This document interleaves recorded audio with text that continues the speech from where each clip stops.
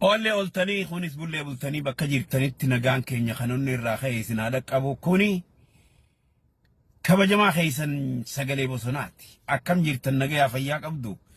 Bakka jirtanitti nagayaa fi fayyaa quufaaf dagaaga qananiif sadoo bakka jirtanitti jaalalaa fi kabajaa ulfinaan isiniif hawwaa.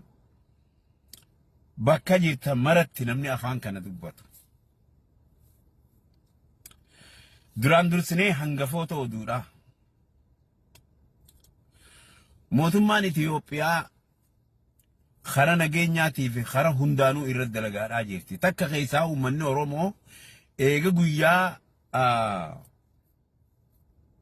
guyyaa irreechaatiin booda eega irreecha nagayaan injifataniin booda gammachuun guddoon itti dhagayamuudhaan mootummaa isaanii deeggarsa haga duraan deeggaran caalaa deeggarsa guddaa kennaafii jiran. Warreen moromtootaatis akkasumatti oowwanii if maraachaa jiran jechuudha. Rakkoo kanaa jira bakka akkasiitiin waa dho'an bakka akkasiitiin waa reetan bakka akkasiitiin namni du'e bakka kanaa du'e warri gartee warri mormituunis if oowwisaa jirti amma dandeessutti. Waa hunda balaaleeffachaa jiran. Ammoo mootummaa fi uummanni nagayaa wahirra dalagaa jiran. Waan boorawaa jiru kana sirreessuudhaaf illee fuula duraaf yaada bareedaa qaban. Mootummaa fi uummanni waliin dalagan. Eega irreecha irraa ba'aniin booda keessaa'uu mootummaan deemaniiti naannoo Somaaleetti banziila gaazaa eebbisanii jechuudha. Gaazni isaan eebbisan kunis hedduu moromtoota kana shaddaa'uun godhe gadha'e. Kunis shoorarkaa hedduutti buusee ni maraatanii jechuudha. Maaliif wannummaan abiyyiin godhu akka moromtoota gariitti wanni abiyyiin godhu hundi haanurraa haftuun barbaannu. Bar silaa warra ifii achi dhaqu dalaganillee wayyaa bar ifii yochi dhaqan silaa ifii achi dhaqanillee dalaganii wayyaa. Ummata dalagaan beeyne. Ummata nyaatu malee dalagaan beeyne. Ummata raahaa godhuu malee waan dalagan ittiin amanne jechuun moromtoonni akka jiranitti. Namni silaa takkuma namaa quudha bar laal. Hujii namni dalaga kana takkuma namaa quudha. Aboo mootummaan kun mootummaan abiyyiin hogganu kun takkittii tana waan bareedaa godhan. Silaani jaami wanni hundi wauma hunda busheessan. Wauma hunda busheessan. Irreessanii busheessan. Gaazata tagaazaa saniis ni busheessan. Amma roobe goda suufii umari. Goda suufii umar kana irratti dalaganiiti yogguu xayyaaraan kaasan lafti tun jannata fakkaatti bareedina. Wallahi Itoophiyaan fakkaattu. Bakka viizitoriin addunyaa dhaqee itti rahaa godhurraa takkaa jechuu waan adda addaa qopheessanii ijaaranii. Kanaas ni busheessan. Moromtoonni keessaa moromtoonni Oromoo haga danda'anitti kana busheessaa jiranii jechuudha. Kun jiraachuu qaba, yes jiraachuu qaba. Haa itti fufanii dhaabaa jettuunis hin dhaabanii humaatii sumaan godhan ammas. Humaatiis nama godhuu hin danda'an. Amma goda suufii umar kanaas kaan ka Somaalee san gurguraan jennee beeyte. Ka Somaalee san gurguraan jenne kabajamoon keenya obbo Jawaar Mohaammed. Amma goda suufii umar kana kalee isaan ilaallee dheengadda jechuun kalee isaa fe'as eda gurguraa jechuun dhabu akka barreessetti. Goda suufii umar kana gurguraa ummata Itoophiyaatiif hiraadhaa hin feesisu. Wannummaan abiyyiin dalagu takka isaan biratti.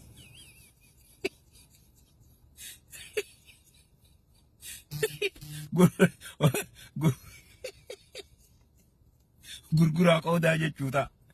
Gaafa kaanis mana abiyyiin jaare gurguraati. Gartee doktora kanaaf kannaa jee arrati keessa xayyaaraa qaalee gurguraati. Warra xayyaaraatiif kanna xayyaara naa horanii jechuun ooluu jechuudha. Tanaan irraa shakkii qabaa jechuudha. Wauma cufaa'uu bushumaanii as dhiyaatanii jechuudha. Maali uummanni kanaa kuni? Uummanni kanaa kun jiraachuu qaba. Ammoo Itoophiyaa keessa jiraachuun qabanii Itoophiyaan alatti mirga qaban jiraachuudhaaf. Abiyyiin nun bulchuuf hajaanii dhugaa isaaniiti. Abiyyiin uummata kanaa bulchuun hin malle خان أمريكا بولجاجرة خانيس ورا أوروبا بولجاجرة نوتي وني بربانو إثيوبيا خيستي أكنا جايبو إنيو نجيبو إنيو إثيوبيا خيستي أمو نانو نمارا إساني تنجيم بربان نانو نمارا تكارا هنگا قدات نجيم بربادن إسان كيسلو اللي هنگا أمتا خود أشاني إثيوبيا نجيان جراج شوف أما خود أشان لولي خيست ديمو كبرانو أمارا خيست لولي أوان ديمو كباجة نانو أولي خنا لولي خيسابو انقبو مالي في إسان قبناول يو إسان تابن نجيني نبوا يو إسان انتامن لولي اتفاجة أماري دتبيتي جرين دتبو داف 15 years 20 years اتففو قبناوني نجيان قوي لفخايني تاوف اتففو قباجة لولي كان روميا نندبو كان روميا ركون قبو كان روميا دا يونغي بوسو فيني ادنو بوفنا جيجو الكار ادنو تيوان دمو دندياتي جچا لما سديهم فتو دنديا بيين تن روميا دا غرو هم برباچسو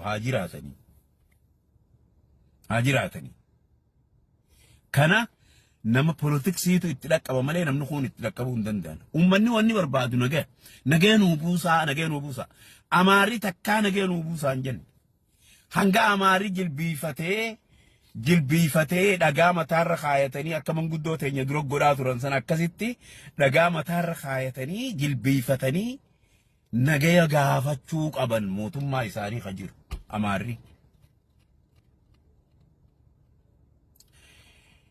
amaarri loluuf ama kudhantu hafeefi amaaraaf 10 years itti fufuu deeman lola mootummaan keenyaas 10 years irra caalaa qophaa'ee fi jiraa jechuudha gurrasi calaw amma nagayaan buusa jettu never amaaran dandeeytu nagaya buusu abadan sumaana yaman nagayaan buusan tigreeno warri tigree hogganoonni tigreedha munnichi dho'ee sun abadan nagayaan mana yaman itti lolli itti fufaa jechu maaliif mootummaan dirqama dhaabbatee loluun warreen nagayaan mootummaa kana kumbuleen godhaniis nagaya mootummaan buusuu hin dandeessu nagaya mootummaan Itiyoophiyaa nagaya buusuu hin dandeessu yoo ummanni nagaya buuse malee jalaa riiqan yoo ummanni Itiyoophiyaa nagaya buuse malee yoo ummanni Amaaraa nagaya buuse malee mootummaan Itiyoophiyaa nagaya buusuu hin dandeessu